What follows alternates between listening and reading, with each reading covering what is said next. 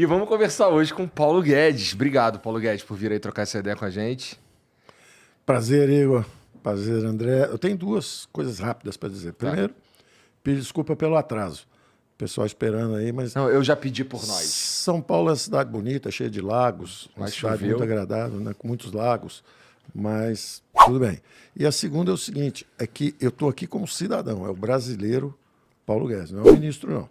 Estou fora do expediente. Estou tranquilo, posso falar uma opção de coisa. Mesmo assim, não posso falar muito.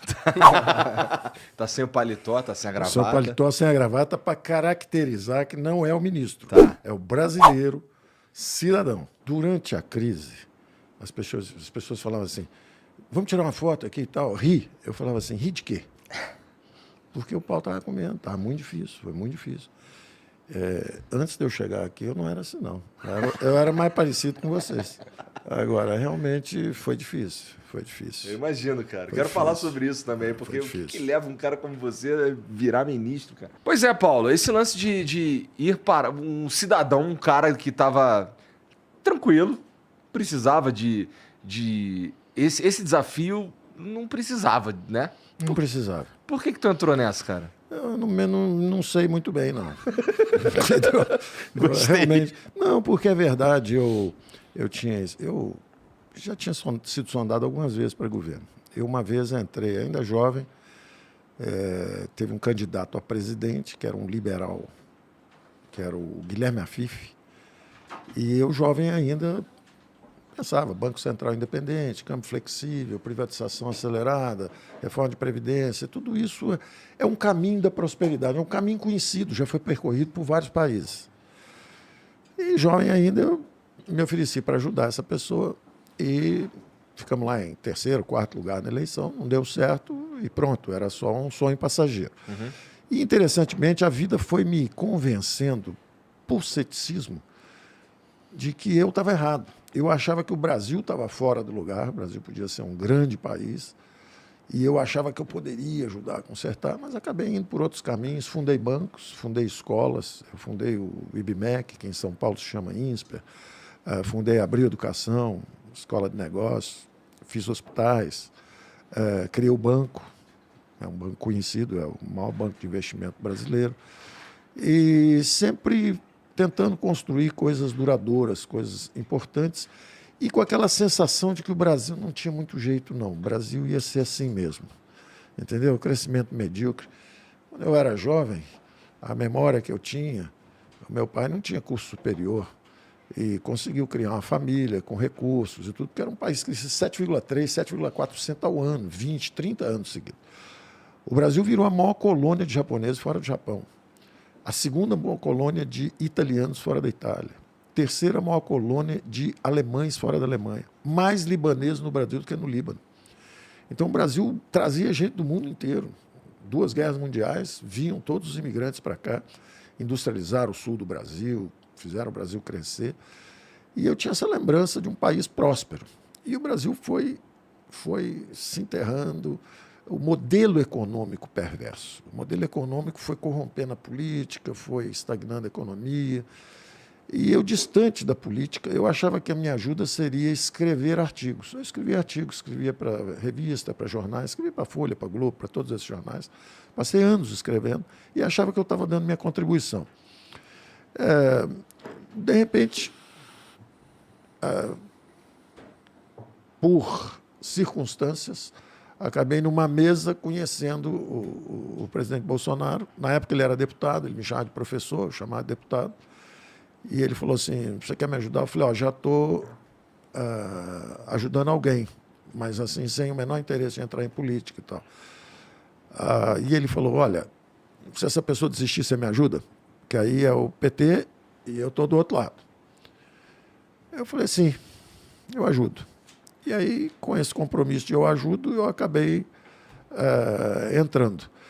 E foi interessante, porque é o que eu digo, era uma aliança de liberais e conservadores, porque nós estávamos convencidos que o Brasil estava no caminho da miséria, o Brasil estava estagnado.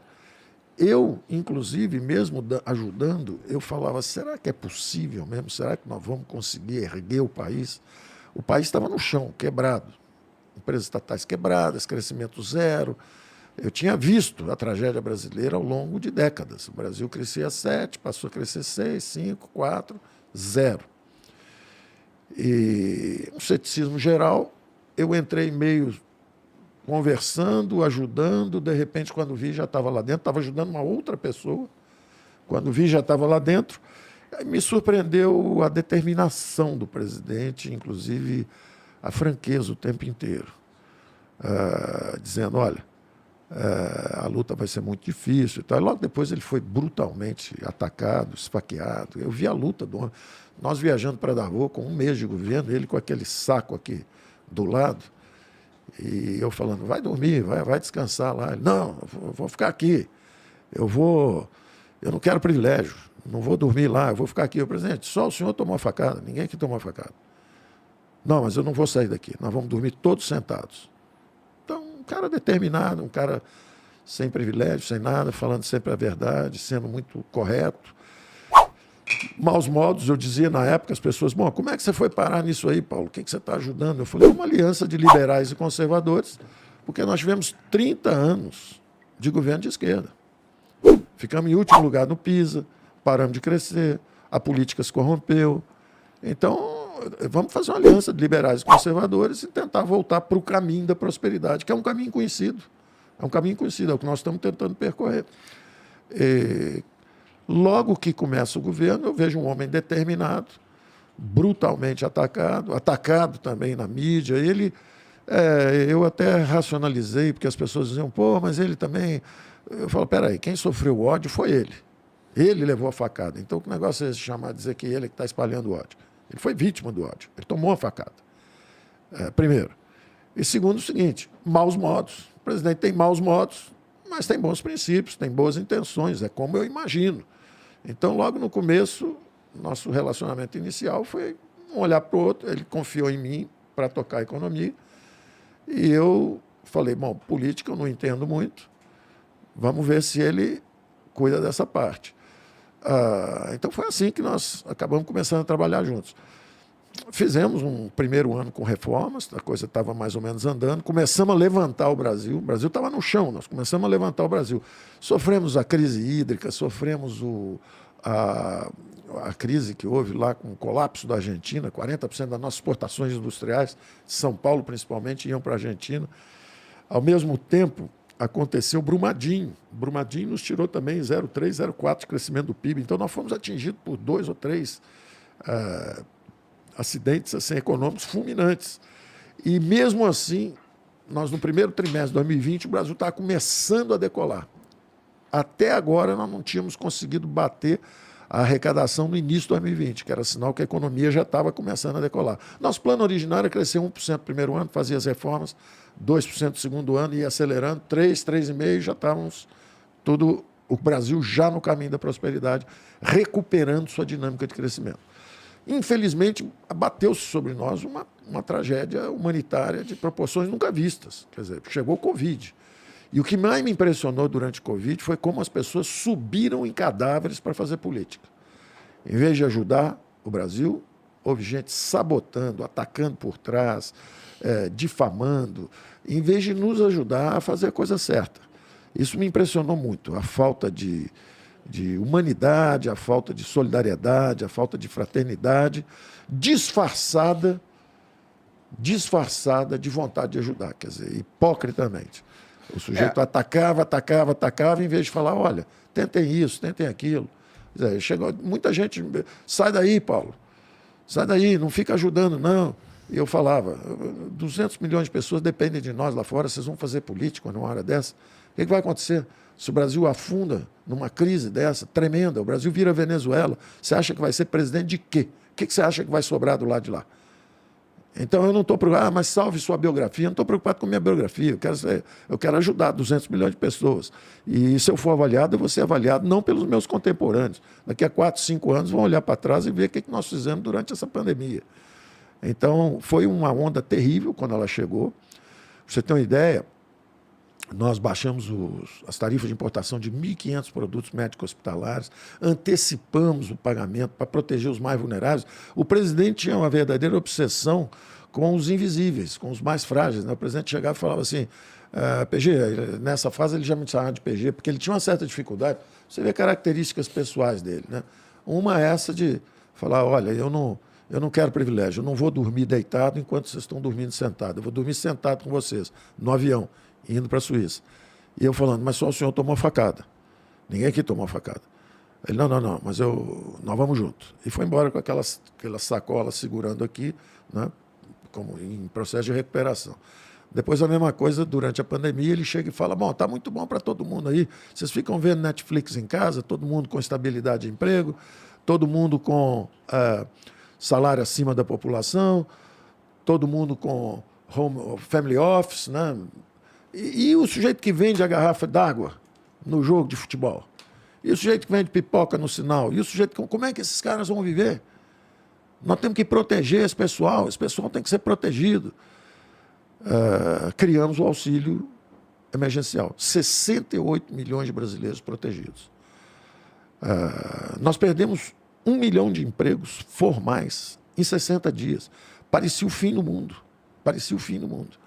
E ele dizendo assim, tem que fazer alguma coisa, tem que fazer alguma coisa. Nós tínhamos um programa de renda básica. Nós já tínhamos desenhado. Você quer ajudar o pobre? Dá o dinheiro para ele na veia, dá na mão e confia nele. Porque os governos anteriores, que acreditam em Estado grande, eles dão o dinheiro para um ministério, o ministério passa para um banco público, o banco público passa para o empresário, no final, você dá um sorvete com a casquinha, mas chega só a ponta da casquinha lá no pobre. O resto é tudo consumido no caminho. Então, nós já tínhamos essa ideia que nós tínhamos que dar a renda básica, na veia. Então, quando chegou o programa, nós botamos lá. Por uma questão, por um imperativo ético, nós não podíamos chegar... O chofer de táxi perdeu o emprego aqui em São Paulo. Nós não podíamos chegar e botar assim, vai ganhar 2 vezes mais do que o Bolsa Família. Quer dizer que se for pobre nordestino, você vai receber menos do que for um chofer de táxi em São Paulo? Não.